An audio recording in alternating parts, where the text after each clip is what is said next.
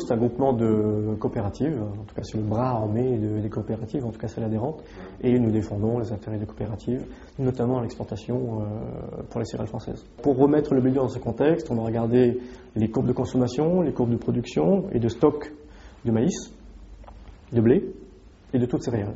Ça permettra déjà de définir des échelles d'importance, et ça permet aussi de voir que finalement le blé dur en lui-même a une vie, mais que cette vie est influencée par des éléments extérieurs, de la même façon qu'il était influencé fortement à la hausse la campagne passée.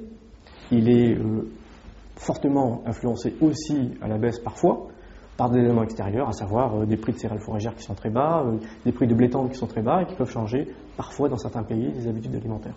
Bon, ce n'est pas compliqué d'exister puisque c'est un produit très spécifique dont on peut dire qu'il est presque irremplaçable, à savoir que des pâtes, des bonnes pâtes, c'est fait avec du blé dur et c'est vraiment un produit à part. Maintenant, je ferai un petit parallèle un peu audacieux avec les orges brasseries par exemple. Pour faire de la bière, il faut des orges brasseries et les orges, c'est aussi les orges fourragères. L'un impacte l'autre. Pour les blés durs, c'est un petit peu la même chose. C'est-à-dire que si nous avons un marché de blé dur qui est autosuffisant, avec un équilibre tout à fait satisfaisant, comme on a pu le voir dans certains scénarios ce matin, mais qu'au même moment, on a un scénario maïs, par exemple, ou blé, par exemple, qui est explosif, on aura du mal à avoir un marché du blé dur qui ait une vie paisible. Donc, il sera forcément impacté, dans un cas à l'os, ou dans un autre cas, sa structure de prix risque d'être un petit peu écrasée à la baisse par les produits environnants. De toute manière, il est en concurrence avec les autres, au moins pour acheter les surfaces qui vont être semées l'année suivante. Donc, qu'on le veuille ou qu'on ne le veuille pas, bien qu'il soit spécifique, bien qu'il soit particulier, il est connecté aux autres produits. On voit dans un premier cas, la campagne 07-08, que le marché n'a fait que monter. Donc c'était un environnement extérieur, des stocks qui étaient bas et une position de blé dur qui était faible. Donc le marché a démarré dans des zones inférieures à 200 € et a explosé au-dessus de 500 €.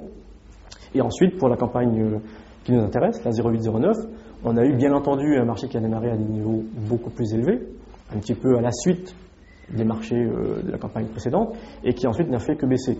Je pense qu'on a là l'expression très simple, très claire, du bilan, des éléments du bilan, aggravés dans certains cas, ou augmentés dans certains cas, par les éléments périphériques dont on a parlé tout à l'heure, soit le maïs, soit le blé. On a tous entendu parler de cette crise potentielle sur les maïs, parce que les États-Unis allaient consommer 110 millions de tonnes de maïs pour l'éthanol.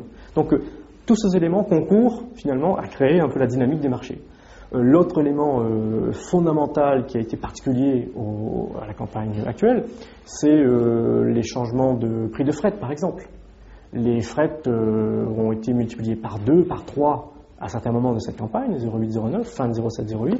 Donc en fait, on a des comparatifs qui sont complètement différents. Les flux cette année sont moindres que la campagne dernière à la même époque. Il est évident que dans une perspective de campagne où on avait l'impression qu'il n'y avait pas assez de marchandises, le réflexe premier de l'industriel, d'un pays acheteur comme l'Algérie, c'est un pays qui achète avec un office public, le premier réflexe est de s'assurer l'approvisionnement.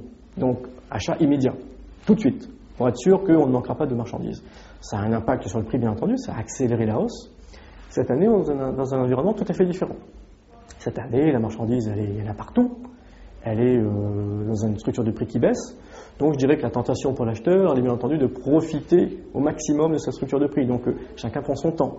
Et puis, on a appris les leçons de l'année dernière. Donc, on va en fait forcer le trait. Et aujourd'hui, tout le monde achète aujourd'hui pour demain. Donc, finalement, les flux sont, en termes globaux, beaucoup plus bas. Alors, il y a un dernier point, effectivement, qui vient impacter fortement, et peut-être le plus fortement ces flux, c'est la qualité.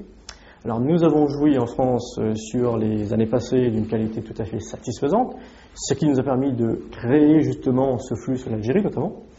Malheureusement, l'année dernière, patatras, mauvaise récolte. Et cette année, ça c'est vraiment un cadeau empoisonné, à nouveau un volume satisfaisant, mais une récolte qui est franchement très peu satisfaisante. Alors elle est peu satisfaisante notamment sur un poste, c'est le poste GMF, qui est un poste particulièrement pénalisant lorsqu'on veut vendre sur les marchés export qui consomment de la semoule, qui lorsqu'elle est achetée n'est pas très appréciée. Et malheureusement, quand la qualité est mauvaise, il y a une seule façon d'acheter l'affaire, c'est d'être pas cher, c'est d'être agressif sur les prix. Et c'est un petit peu l'enjeu pour nous de cette fin de campagne. Pour la prochaine campagne, j'ose espérer que les cieux seront avec nous et que notre qualité sera tout à fait conforme à la demande de nos acheteurs et que nous pourrons défendre nos blés durs dans un environnement de prix tout à fait normal.